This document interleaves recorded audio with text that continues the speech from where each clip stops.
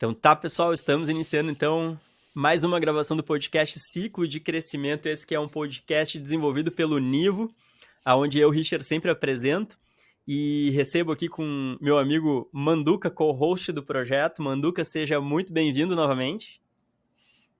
Tamo junto.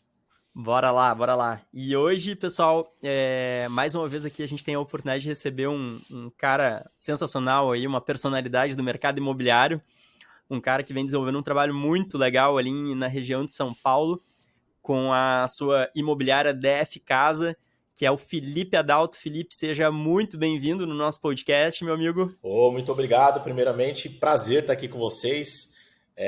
A gente faz, acho que um ano já, né, que se conhece através da ferramenta, do nível que a gente vem usando, vem ajudando a gente a desbravar mercados, a desenvolver uma nova performance, né?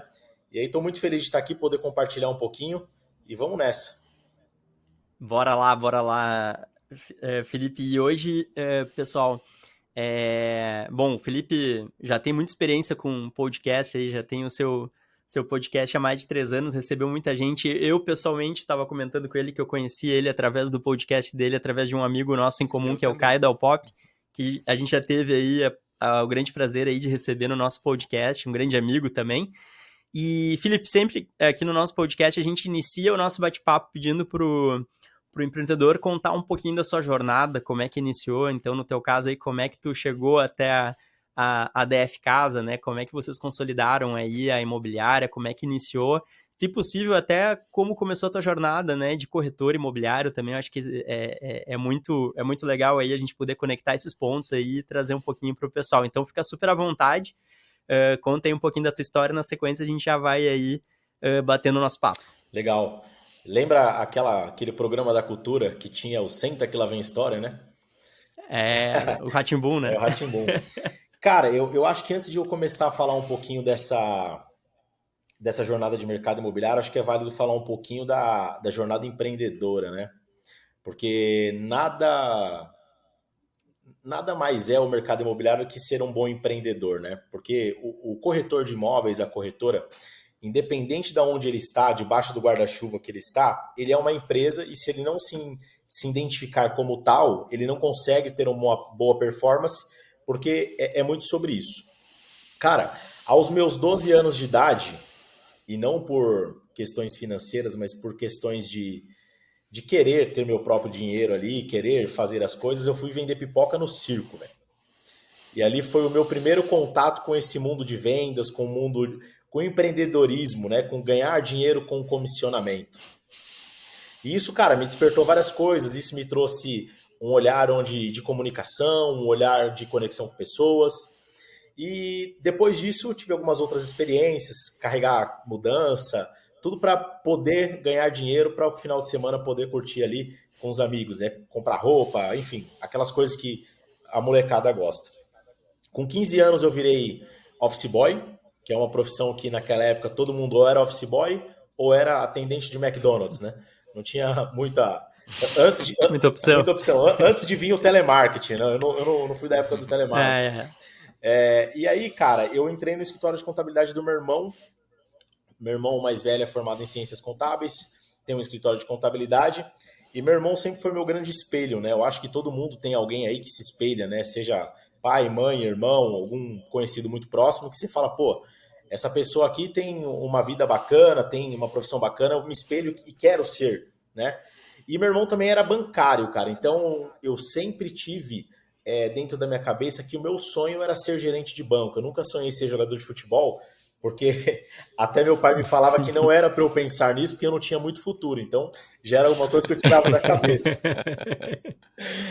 E, cara, eu não sei por que eu criei que eu queria ser gerente de banco, velho. Então, a minha vida foi construída sobre realizar esse sonho, né? Pois bem, meu irmão formado em ciências contábeis, eu também me formei em ciências contábeis, né? Aquela coisa, acho que eu vou fazer educação física. Pô, mas fazer educação física eu vou virar funcionário público, né? Não vou ter muito crescimento, verdade. Vou fazer administração. Aí, meu irmão, cara, para que você vai fazer administração? Porque o administrador ele não pode ser um contador. O contador ele pode ser um bom administrador. Falei, cara, faz sentido. A partir daí, eu fui trabalhar numa empresa de aviação, na parte financeira de uma grande empresa de aviação. E aí foi onde eu realizei meu sonho de trabalhar num grande banco, né? Fui trabalhar num banco e falei, cara, agora eu tô no caminho para realizar o grande sonho, então eu só preciso de mim aqui, né? Preciso trabalhar, me desenvolver. E aí eu fiz. Até que um belo dia, eu tinha 20 e poucos anos, 23, 22, 23 anos, eu fui desligado, cara, por incompatibilidade com a liderança. E, cara, aquilo ali me pegou, cara, de um jeito, porque assim, eu tinha desempenho, eu tinha boa nota em feedback, eu tinha performance, e eu fui desligado por incompatibilidade. E eu falei, pô, cara, como assim, né? Como que a gente tem um sonho e o nosso sonho ele tá tão na mão de outras pessoas assim a ponto do dia para noite você perder uma carreira, né? E eu fiquei muito com aquilo na cabeça, cara.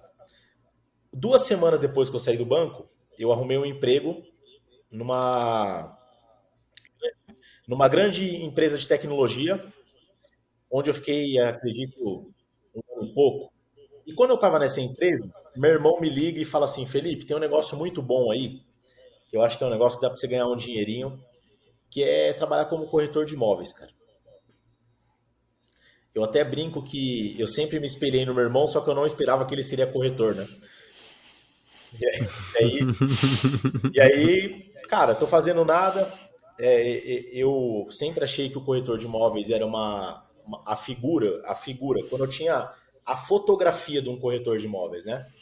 Eu tinha a fotografia de um senhor aposentado que, cara, não queria ficar o dia inteiro em casa com a esposa e ele foi trabalhar de corretor de imóveis. Para mim era essa figura, né? E eu falei, cara, beleza. Meu irmão tá falando, eu vou nessa. E aí eu tirei o Cresce definitivo antes de entrar no mercado imobiliário. E a partir do momento que eu tirei o Cresce definitivo, meus dados ficaram expostos, né? Ali no Cresce, foi quando uma imobiliária entrou em contato comigo falando que eu tinha oportunidade de ganhar aí, cara, 20 mil reais todos os meses. Eu falei, ô louco. Eu falei, Senhor Deus, onde que eu tava que essa luz não veio antes, né? E, cara, fui lá fazer a entrevista e entrei no mercado imobiliário. Parece aquela coisa de marketing multinível, né? Eu caí nessa. E foi uma das melhores coisas que aconteceu na minha vida. Eu entrei no mercado de lançamento, numa grande imobiliária em São Paulo. Fiz a primeira venda e achei que eu tava rico, velho. Falei, isso daqui é pra mim. Eu me encontrei, isso aqui é pra mim.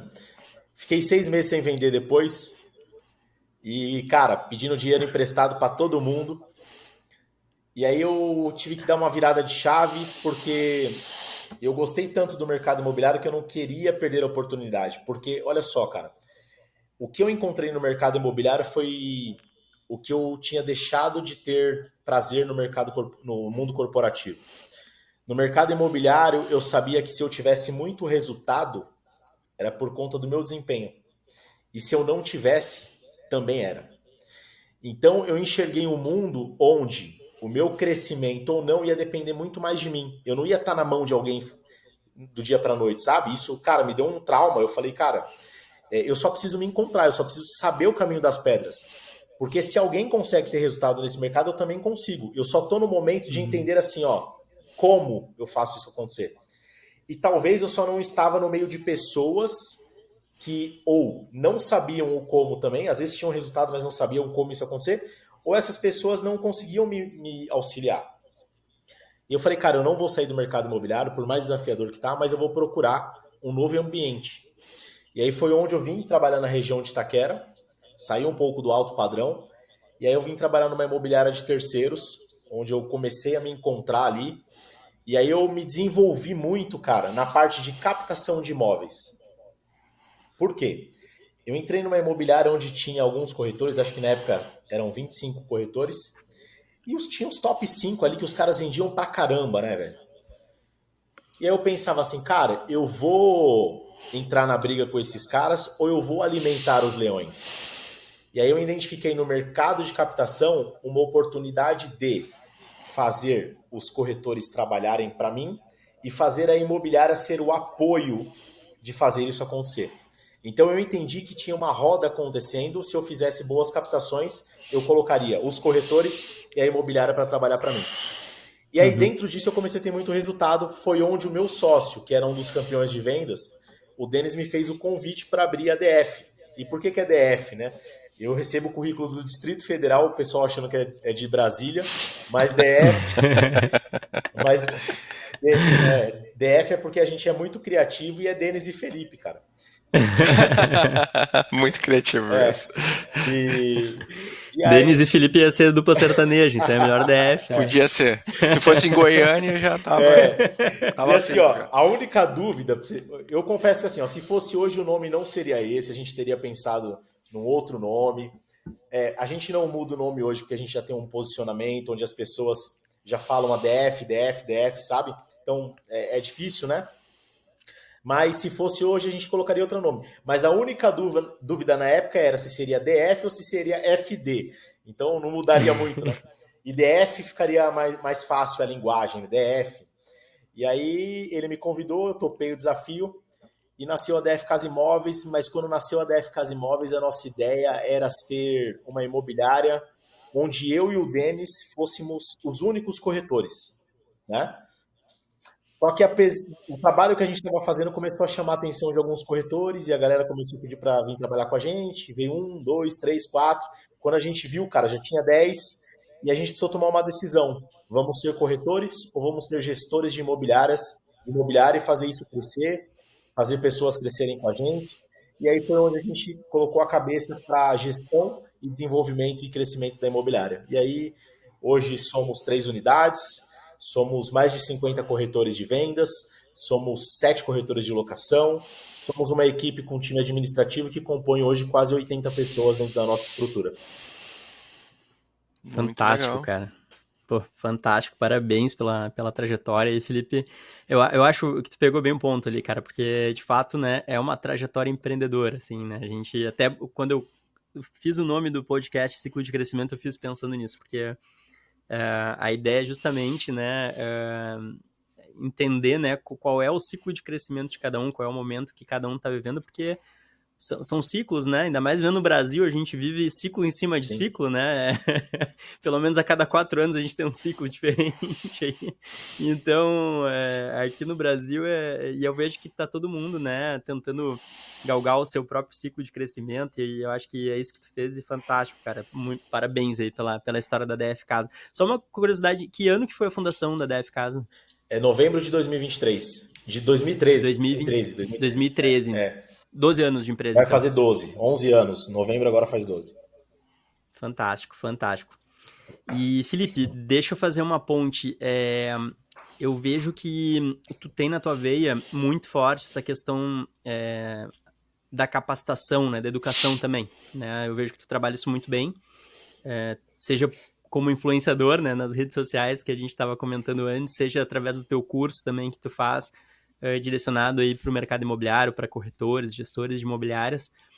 E a gente vem conversando aí com alguns mentores também, né, que a gente teve a oportunidade de conversar com a Ingrid, que é a Ingrid Lessa, não sei se tu conhece ela, da CIR, que participa do Imob Academy ali, ela é uma grande parceira nossa também, enfim, outros mentores.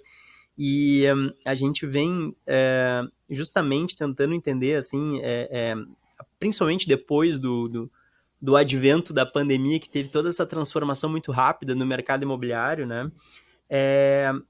Como que está sendo a assimilação dessas novas tecnologias no dia a dia do corretor, mas não só, vamos dizer assim, como ele vem assimilando isso, mas como tem sido esse processo, sabendo que alguns processos mais básicos, às vezes a gente não consegue ainda maturar muito bem no processo, seja do corretor ou da imobiliária, né? A gente fala muito CRM, né? Então, às vezes a gente está falando de inteligência artificial, mas a gente ainda não cadastra lá o lead no CRM, então tem algumas questões mais básicas, né? E eu vejo que hoje a capacitação ela está muito focada já na inteligência artificial, no que os dados e a tecnologia podem contribuir, mas muitas vezes a gente pode estar deixando, né, alguma coisa escapar lá atrás que poderia estar contribuindo para um processo. Recentemente a gente falou também me esqueci do nome do nosso amigo Manduca, que é do podcast também de São Paulo, do Rio Grande do Sul, que a gente gravou agora no finalzinho do ano passado também, a gente conversou com ele, cara, daqui a O pouco me veio o último? nome. Acho que foi do de dezembro, que foi daqui a pouco eu tô tentando lembrar do podcast dele, mas enfim. Vou pesquisar aqui enquanto que a gente olha. fez, olha ali.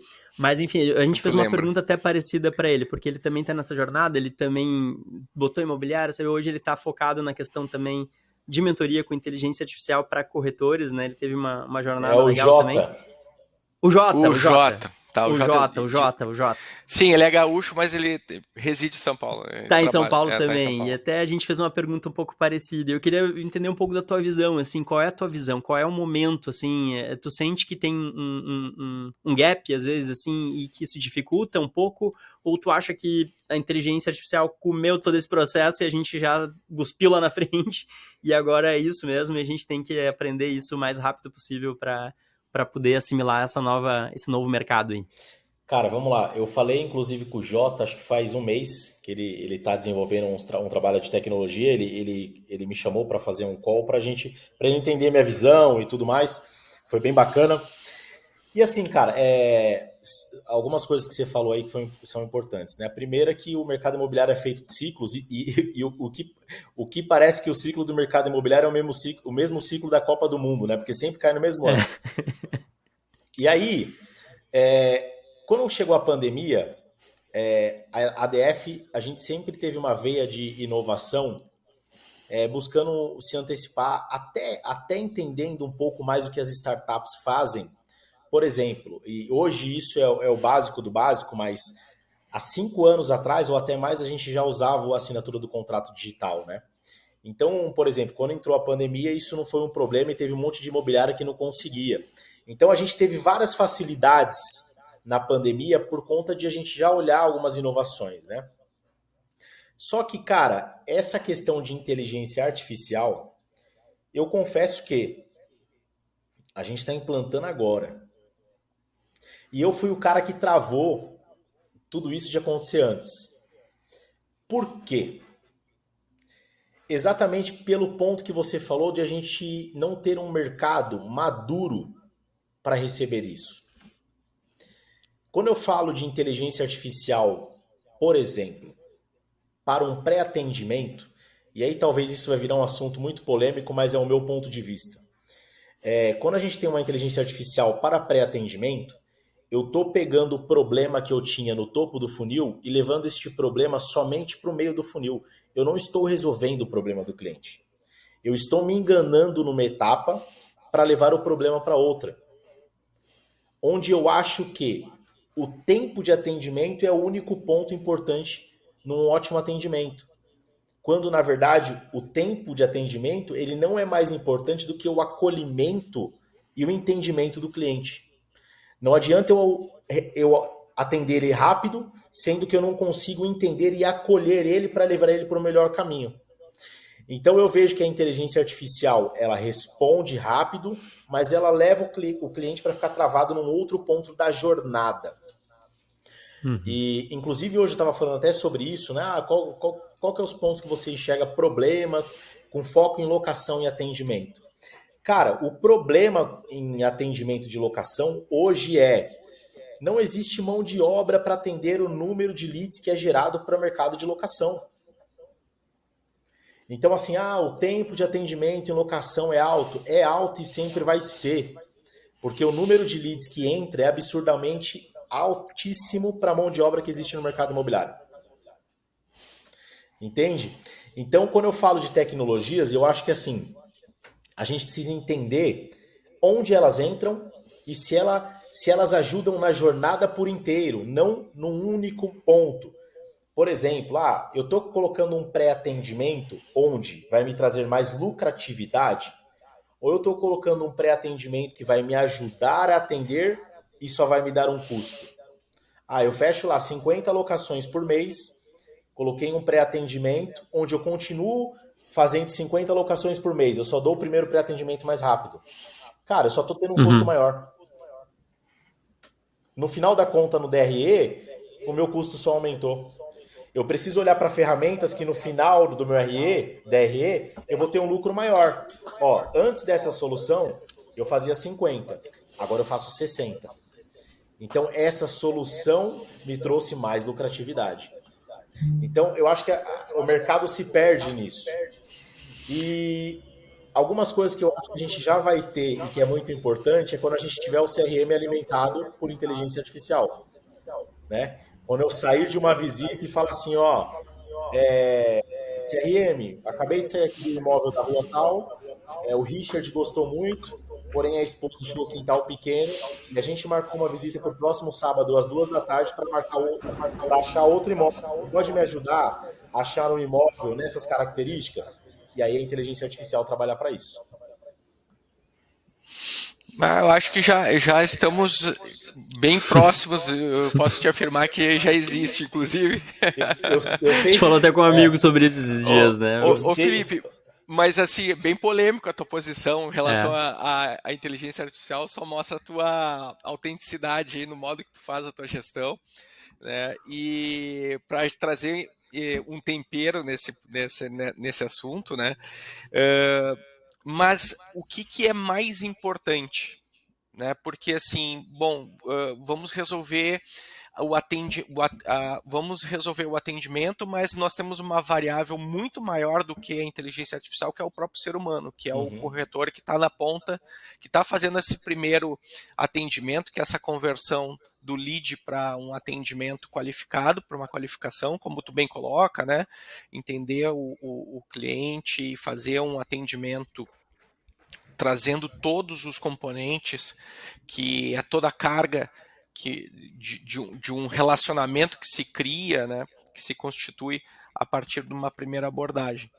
E muitas vezes a inteligência artificial ela vai trazer informação, né? Mas o que é mais importante e o que é mais garantido nesse processo? Né? O atendimento rápido para que ele caia para dentro do funil e aí tu tenha a chance de processar ele, e aí a inteligência artificial pode ser uma boa aliada no sentido de estar automatizada nesse processo de SDR, pré-atendimento, e também estaria sendo aliada do corretor para que entregasse um engajamento e uma qualificação maior, porque ela fez uma primeira interação.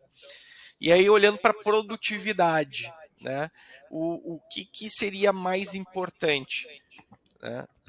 Estabelecer um relacionamento ou né, identificar o lead, qualificar e entregar para dentro do funil e aí passar para esse corretor?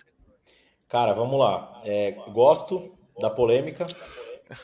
E eu acho o seguinte. Nós também. Eu prefiro o relacionamento. E aí eu vou te explicar por quê. Porque a gente já testou diversas maneiras. O corretor atendendo direto, SDR, o corretor atendendo direto, depois SDR de novo. E maior resultado até hoje sempre foi o corretor fazendo o atendimento do começo ao fim. Por quê? E aí, assim, ó, vou deixar muito aberto para quem está ouvindo a gente, né?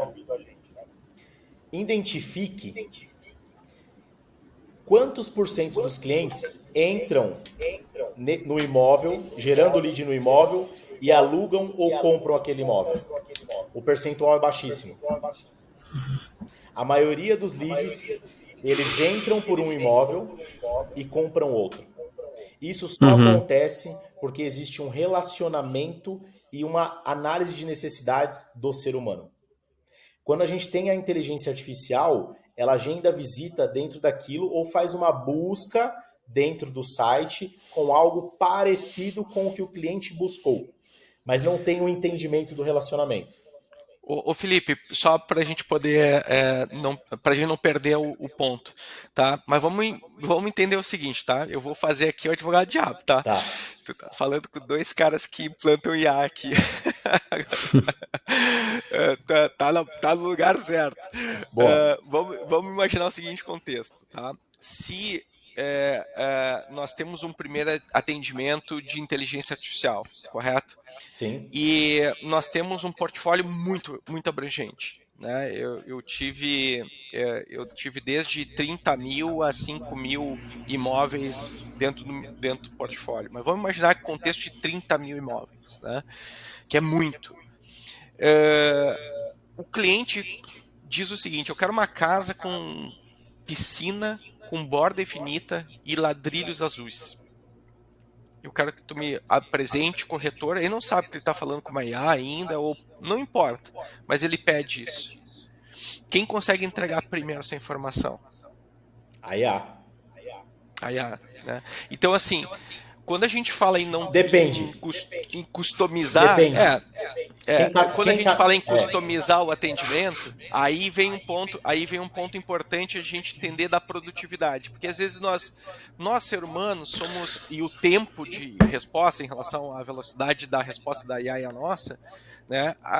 Aí entra no ponto onde é humanamente impossível nós concorrermos com a IA, certo? O que pode acontecer é uma interpretação, né? E aí às vezes o cliente mesmo não sabe o que quer. Esse é o ponto, tá? E aí, mas assim, do ponto de vista daquilo que ele deseja, ele recebe, e tu vai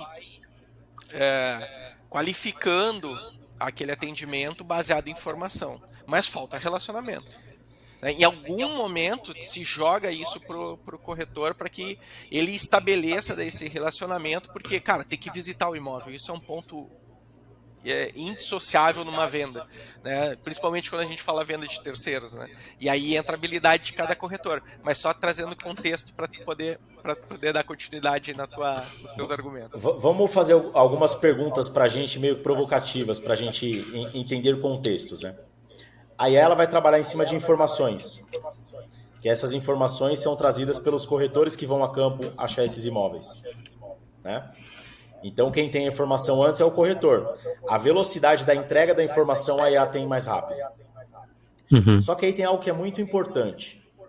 Você como cliente, você prezaria um atendimento onde você recebe lá de 5 a 10 links no seu WhatsApp, ou você prezaria um atendimento onde você fosse para uma visita tete a tete e para uma conversa e uma visita no primeiro momento?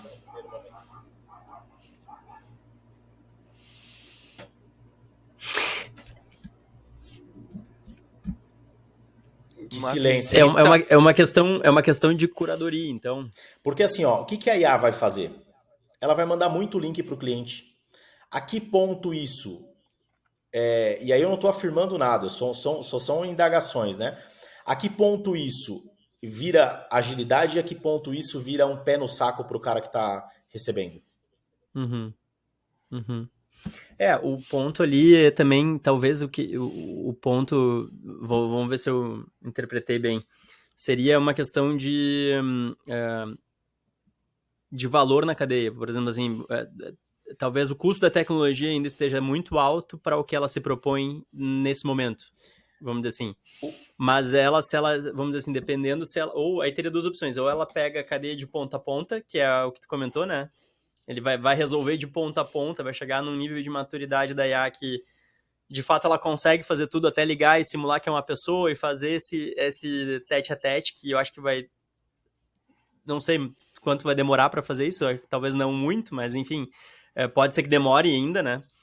Ou ela teria que, vamos dizer assim, chegar num custo operacional que seja interessante para o que ela se propõe naquele momento da cadeia, que é fazer uma curadoria automatizada para ganhar velocidade no atendimento do corretor e fazer com que o trabalho dele seja mais eficiente.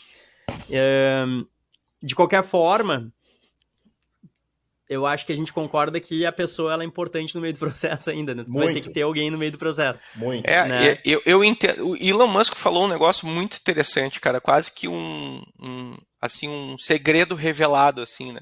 Ele fala que o ser humano não está mais no centro, né? E a gente, a IA está no centro, né?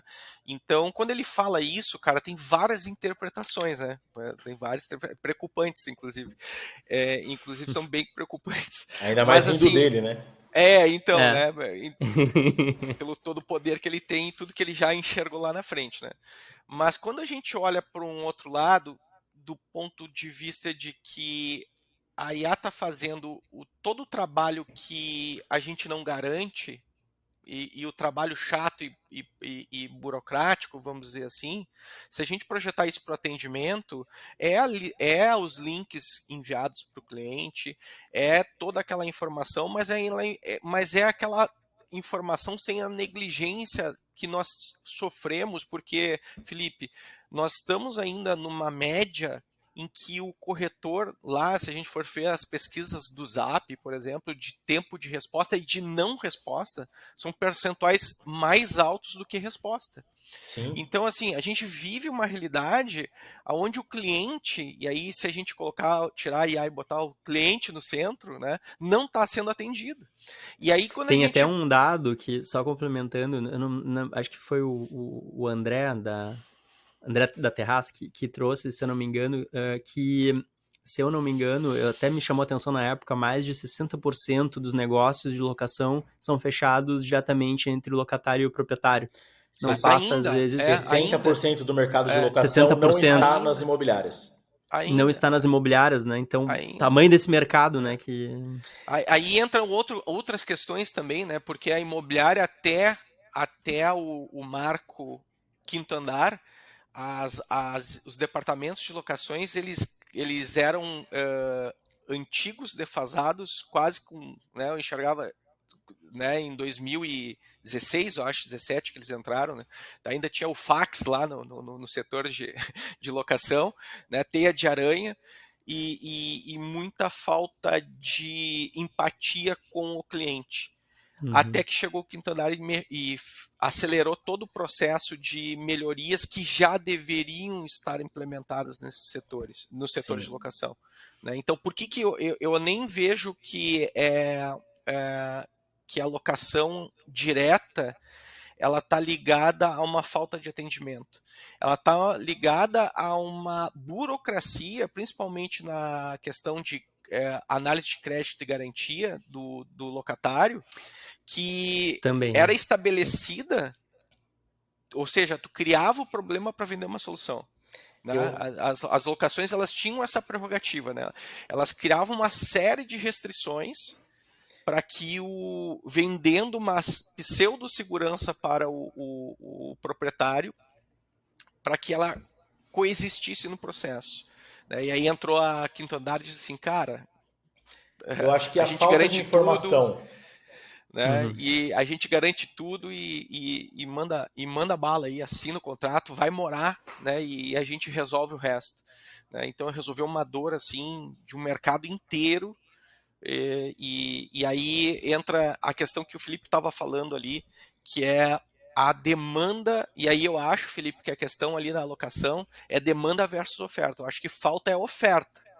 Né? Tem muita demanda, né? E tem, às vezes não falta abraço para atender todo mundo, mas o falta abraço também é a seletividade do comercial de locação, que muitas vezes descarta aquilo que é um pouquinho difícil de conseguir encontrar, porque é fácil pela alta demanda tu encaixar esse locatário que já está pronto para um imóvel que tu já tem na prateleira.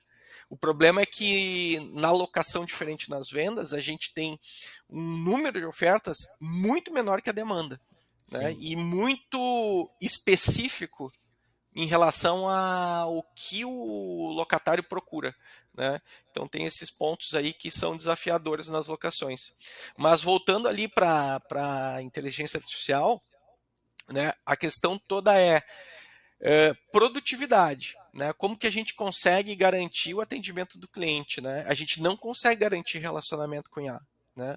Mas se a gente for olhar, por exemplo, para a locação, que tem um senso prático no processo, bem mais prático do que a relação da compra, que a compra tem uma jornada mais extensa e complexa do ponto de vista de emoção, decisão, é o sonho número 1 do brasileiro, né?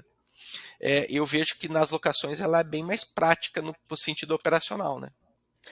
Assim, quando eu trago essas provocações, é porque eu acho que em cima de provocações vem ideias, né? Eu acho que é o primeiro ponto. Eu sou um cara que eu gosto muito de provocar porque eu pego muita ideia do que vem do contra das pessoas. Mas assim, ó, eu acho que o grande problema da inteligência artificial é a maneira que ela é vendida.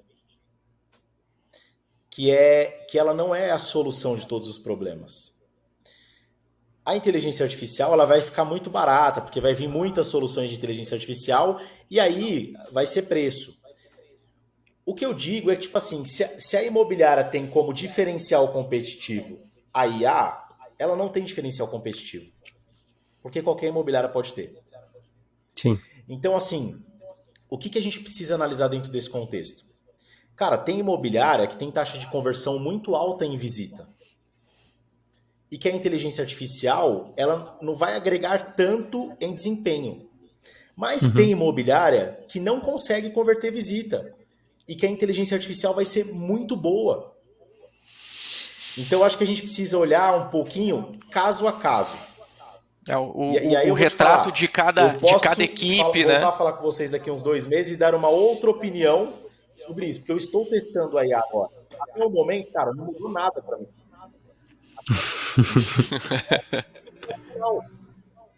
E se eu tivesse custo operacional e mais um corretor, eu estava gerando mais receita. Então, assim, eu acho que a gente tem que parar só de vender como a solução e entender se essa solução é para todo mundo. Em qual momento da jornada empreendedora deve-se colocar uma inteligência artificial? Porque, assim, a solução, ela está antes, que é no cadastro, é na informação, porque a IA, para ela pegar as informações, o cadastro precisa estar perfeito, né? É muito louco, assim, ó. Quando a gente começou a rodar a IA, as perguntas mais frequentes para a gente começar a educar ela, né? Esse imóvel aceita pet? Pô, a gente poderia ter colocado isso no cadastro, né? Ponto de melhoria, legal. Quantos pets aceitam nesse imóvel? Cara, você entende? Então, assim, a gente começa a identificar coisas quanto que faltou da gente no cadastro antes de pensar na inteligência artificial.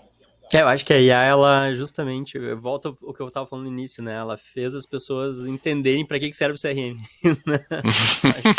É verdade. São os pontos de conexão, né? Onde tem fricção é nos pontos de conexão, né? No mundo terreno, que é o cadastro, que é o cara que foi lá e fez uma descrição de uma linha só para um imóvel de 500 metros quadrados. Né? Então, assim, desqualificou o produto já de largada, né? Eu acho que a inteligência artificial é boa, dá resultado, mas eu só gostaria de trazer para a galera analisar. Cara, primeiro, você está alinhado em processos para ter uma inteligência artificial? Segundo, você está buscando a inteligência artificial para resposta rápida ou para desempenho? E o quanto esse investimento está te trazendo de retorno? Qual o retorno que você está tendo com isso? Ou é só mais um custo operacional? Porque, assim, cara, eu converso com um monte de gente do mercado. Talvez, Manduca, você tenha dados diferentes, mas a maioria, vou te falar, 90% das pessoas que implantaram a IA para pré-atendimento não mudaram o resultado. Entende? E pessoas que estão rodando, tipo assim, 5 meses, 6 meses, não mudou o resultado. Manteve o resultado. Ou seja, eles tiveram um custo operacional a mais. Aí eu vou avaliar se esse custo é importante para eu passar uma boa impressão, para eu ter um atendimento rápido e o quanto isso está me custando de fato. É só essa provocação que eu quero deixar assim, entende? Porque hoje eu acho que a inteligência artificial é vendida muito como todo mundo precisa ter porque é a solução dos problemas. E, na minha visão, não é. Tem um ponto importante também que eu acho que, no fundo, nenhuma plataforma é a solução de todos os problemas, né? Eu acho que, na verdade, ela muitas vezes até ela serve para diagnosticar alguma falha de processo, que muitas vezes a gente tem, né? Então, esse ponto também é interessante, né? Porque assim como a IA ela se vende mal, e eu concordo totalmente contigo, Felipe, acho que ela se vende como a solução, assim como já foi o marketing digital antes, né? Como já foi o inbound marketing, e depois a gente teve uma série de... Bom, a gente tem uma nova solução matadora a cada 5 anos, geralmente, assim, como foi o growth hacking, e sempre tem alguma coisa nova, né? Mas eu acho que no final, o legal que eu vejo hoje das plataformas é que elas, se tu analisa com calma, muitas vezes ela te traz algum dado que expõe alguma fragilidade do negócio. E eu acho que isso é interessante, e muitas vezes o pessoal dá o undo, dá o passo para trás antes de diagnosticar isso. Então, fica uma reflexão também, assim, para analisar isso. Acho que muitas vezes tu vê, olha, tá, não tá fechando com a IA. Beleza, não funcionou. Mas, às vezes, tu tem um gap no meio do funil ali de atendimento que possa estar refletindo aquele processo e não, né, e tá prejudicando também ali a performance lá na ponta, né?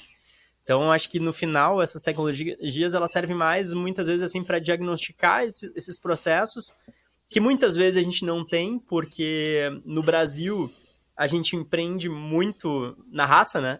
Então, na raiz, o empreendedor raiz, né? Diferente do... Se tu vai para os Estados Unidos, pô, tu passou lá, o cara ali é formado empreendedor, né? Tu vai para Stanford, tu vai para... Tu já sai lá nas cabeças, né? Com um fundo investindo no teu negócio, né? Aqui não, aqui tu começa no menos 10, né, Felipe? Que nem tu comentou, a gente começa... Com os cartões de crédito. Exatamente, a gente começa endividando bastante no início, depois a gente... Você falou uma coisa legal, olha só, Manduca. A gente tem reunião aqui toda terça-feira para analisar resultados semanais. Análise de resultados e plano de ação para melhoria da próxima semana. E a gente analisa nossos atendimentos aqui do administrativo. E, cara, a gente começou a identificar que o nosso tempo de atendimento no administrativo, ele está muito alto. Uhum. Aí, a gente está atrás de soluções de inteligência artificial para diminuir isso. Olha aí. Mas assim, deixa eu entender. Cara, mas aqui é o cara pegar um boleto aqui. Então, como que pode entrar uma inteligência artificial para resolver este problema? Porque aqui... Temos um amigo, né, Manu, que faz isso. Porque aqui eu quero prezar o cliente que está comigo para ele ter uma boa experiência, entendeu? Então, eu acho que é sobre isso quando a gente olha a inteligência artificial. Claro.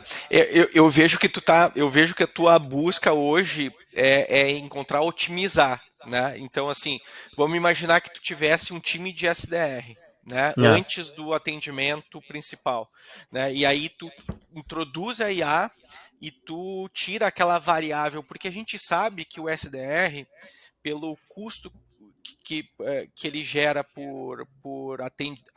pelo atendimento ali, né, nós temos uma variável que depende do ser humano. Precisa do onboard, para passar por uma integração, onboarding, ele precisa ser treinado até que ele consiga ter níveis de conversão, e tu sempre vai ter um que converte mais, outro que converte menos, e tu vai estar sempre olhando para o teu RH para fazer uma substituição e tentar aprimorar esse atendimento. Quando tu traz a IA, tu padroniza tudo isso. E o teu custo de funcionários dedicados a SDR, ele é substituído por IA. Então, tu tem uma otimização de custo, tu tem um ganho de tempo, tu tem uma melhoria de processo. Então, ele tem várias utilidades, né? Eu acho que quando a gente olha para o espírito do corretor de imóveis, eu sou corretor de imóveis também, né? Eu muitas vezes fui cético nessa questão da inteligência artificial, mas tu simulando atendimentos, tu fica impressionado assim com coisas que tu não vai conseguir vencer, né? E isso é um fato, né? O processamento de dados e a capacidade da mente humana em frente a um banco de dados sintético, cara, não tem como tu tentar vencer essa batalha. Mas há um ponto de conexão que ainda não está no alvo da IA, ainda, né? Que é a interação humana, né? Só que daí tu volta para a variável. Tu volta para aquele que converte, para aquele liga, que não liga, para aquele corretor que está no bar bebendo em vez de estar atendendo o cliente. Né? E que às vezes ele não está tão errado, né? Cara, jogue a primeira pedra. Quem nunca? Eu vou te falar uma coisa. Cara, ano passado eu fiz mais, e eu não tô brincando não, eu fiz mais cliente no bar do que em outro lugar. Pode crer. Cara, eu vou te dizer aqui, antes do digital a gente falava que a gente tinha o terceiro turno na imobiliária. Saía todos os corretores para ir beber e tal, né? Ia pro boteco, tomava. E cara, e naquele momento ali a gente se dava um tempo com uma qualidade que se chama hora bar, né? Que a gente não tinha trabalhando. Então a gente se conectava muito mais nesse terceiro turno, trocando, pô, cara, mas eu tenho um imóvel para esse teu cliente aí, porque, pera aí, eu conheço o irmão desse cliente foi meu cliente, pera aí que eu vou ligar para ele. Então, tu fazia conexões ali, cara, que eram riquíssimas, né? Cara, eu trouxe muito dinheiro. Mas não olhando só para a crítica do corretor, mas assim, eu entendo que o corretor hoje, para que ele faça parte de uma equipe com alta performance, né, ele tem que estar focado, ele tem que estar treinado. Eu acho que esse é o compromisso das imobiliárias, né, trazer suporte, conhecimento para o corretor, mas somos muito refém ainda do mal profissional, né? E esse é o ponto, né? Como que a gente consegue, através de processos, a gente não ficar tão refém de resultados, porque esse resultado vai impactar nos teus bons profissionais, porque tu tem que estar com a tua empresa aberta, tu tem que estar com a tua empresa saudável, tu tem que estar com a tua empresa, né, gerando receita, né? Então, buscar ferramentas de otimização e automação, elas trazem um pouco mais de segurança para o processo. E olhando para o foco do cliente também, né? Em respeito ao cliente também, a entregabilidade. Sim. Eu acho que assim, ó, toda empresa, na verdade, ela tem que ter um recurso separado para testes de ferramentas e validações, né? Agora eu quero trazer uma outra provocação aqui que você falou que eu acho que é legal. Cara, vamos lá. Quando saiu a ideia do SDR, né? Aaron Ross criou lá, né? Hipercrescimento, receita previsível. Receita previsível. Aí, isso foi vendido como a solução de tudo. Você ia em todos os eventos do mercado imobiliário, aí ó, você ia nos grandes eventos, mercado imobiliário, evento de marketing digital, a regra era, você precisa ter um SDR. Era a solução dos problemas. Aí, começou todas as imobiliárias a fazer o quê? Montar time de SDR. Por quê? Porque se eu não tiver isso, eu tô fora. Cara, se você for pegar hoje, poucas imobiliárias têm SDR. E o que eu enxergo tá acontecendo a mesma coisa com a IA. Então, a minha preocupação é só a maneira que isso é vendido e que o mercado compra, entendeu? Eu acho que a gente tem que ter mais assertividade para a utilização de ferramentas no geral dentro do nosso negócio. A minha única preocupação é a forma que isso é vendido para o mercado. Tem um tema de casa que precisa ser feito, né? Essa é a questão, né? Tem um tema de casa que precisa... Nem todo mundo está preparado. Né? Foi o Admar lá da... Como é que é lá? Que a Quinto Andar comprou lá em Minas. Casa Mineira. Casa Mineira. Né? Foi o Admar, grande Admar. Ó, o Admar que criou, difundiu, né?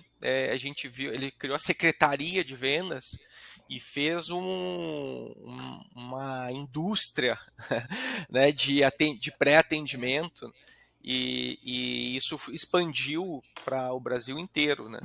Reacendeu, porque já existia, não é um inventor disso, mas ele reacendeu essa metodologia.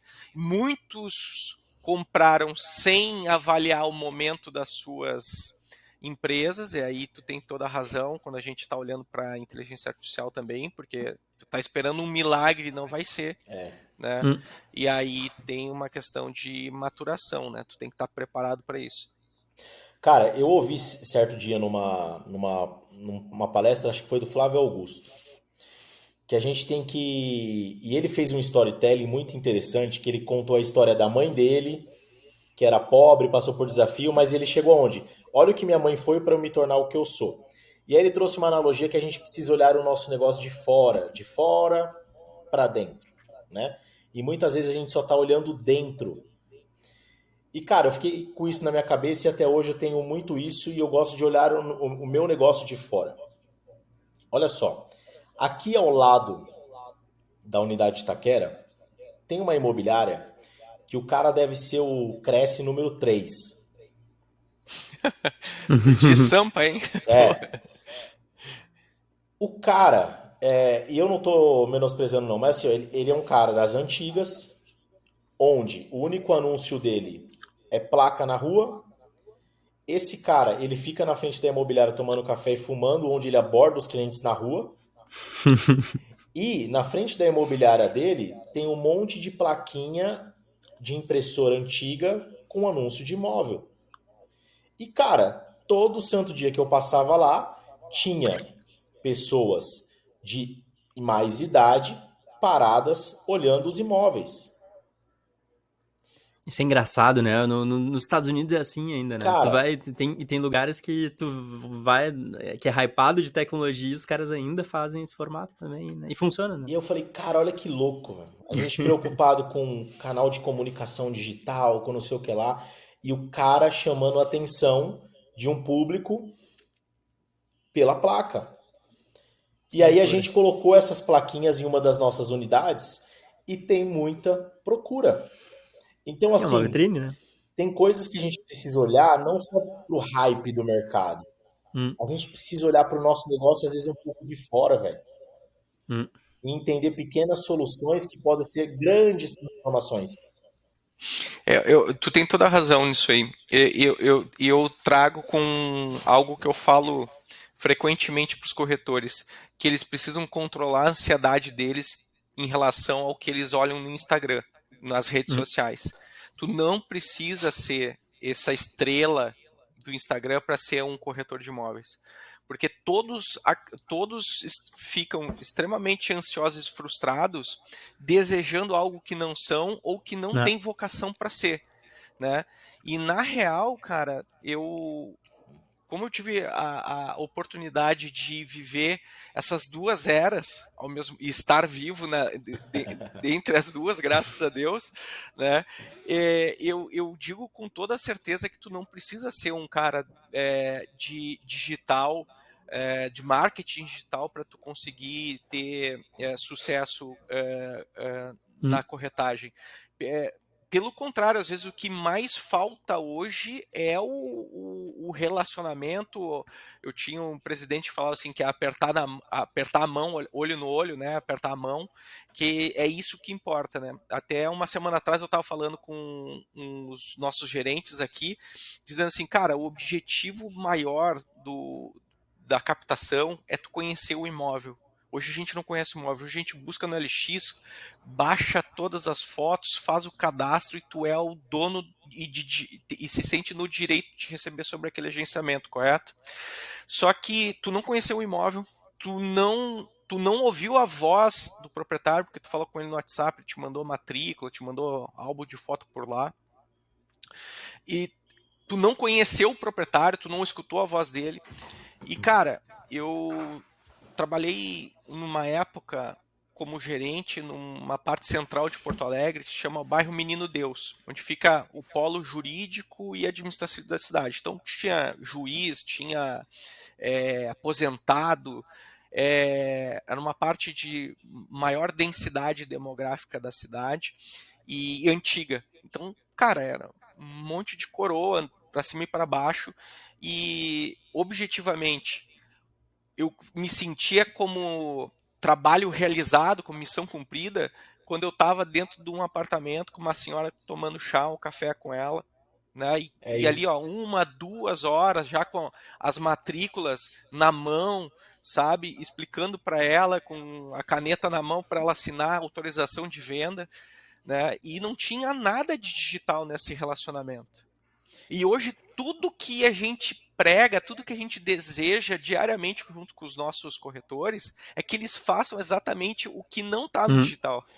3 coisas, cara. Ó, primeira, hoje uma gerente nossa postou, acompanhando visita com o corretor, ela postou a foto de um copo de café com um bolinho. E ela postou coisas que só acontecem quando estamos na rua. Isso dentro da casa de um cliente. Segundo, uma das frases que eu mais falo, inclusive no podcast.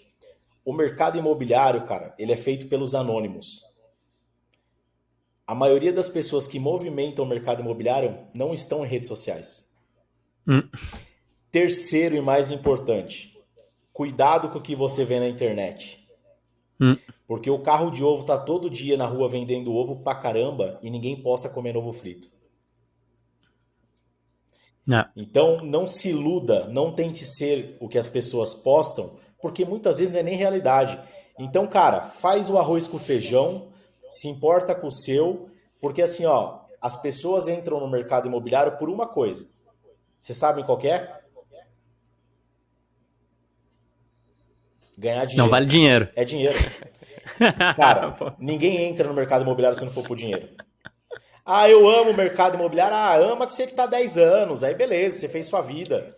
Caso contrário, você entrou por dinheiro, velho. E não vem com outra conversa. Então, já que se você entrou por dinheiro, você tem que focar no que te dá dinheiro. Para de olhar para outras coisas e faz o que te dá resultado. Felipe, quando a gente... o dinheiro, esse é o grande mal do corretor. Porque o corretor, ele muitas vezes não... a pessoa de fora que olha o mercado imobiliário, e principalmente nos ciclos, que nem o Richard estava falando, né? A gente tem picos e vales, né? Quando a gente está lá em cima, hypado, né? Os corretores ganhando dinheiro, daí vem uma enxurrada de novos corretores. Não é ruim, nessas safras sempre aparecem aí, né? Talentos e tal, tudo certo.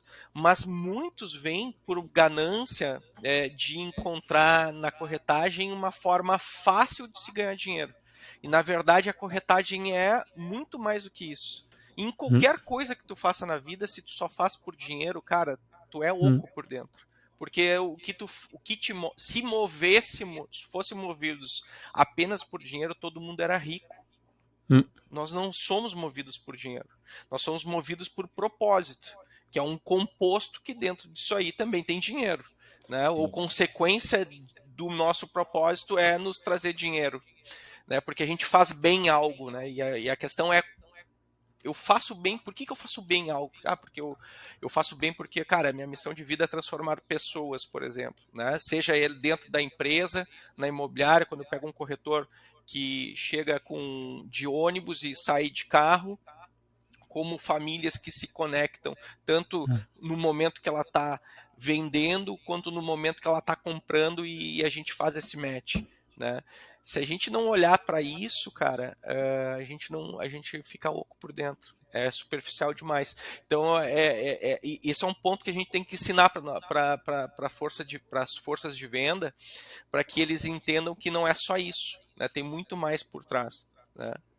E essa palavra é forte aí que o Felipe falou, né? A gente não tá nas redes sociais, né? Acho que se tu parar pra pensar tu não ter um perfil não quer dizer que tu tá na rede social, né?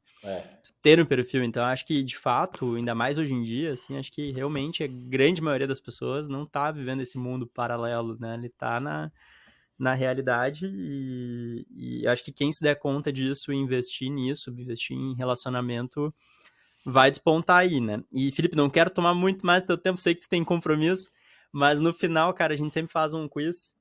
Queria fazer esse quiz rápido contigo. E 2 perguntinhas. Primeiro, um livro que tu tenha lido recentemente aí, que tenha te ajudado e não vale receita previsível. Cara, tem um livro que eu sempre falo, e eu acho que é um livro muito importante para além de diversos momentos da vida, que é o Mais Esperto que o Diabo, do Napoleão Hill. Napoleão Hill é muito bacana. E tem esse... Eu tô lendo A Lei do Triunfo agora. É muito bom. E tem esse livro aqui, ó, que eu comecei a ler agora, que é Liderança e Gestão de Alta Performance em Vendas. Eu tô gostando. Então, já que eu tô lendo agora, eu vou deixar como indicação. Excelente.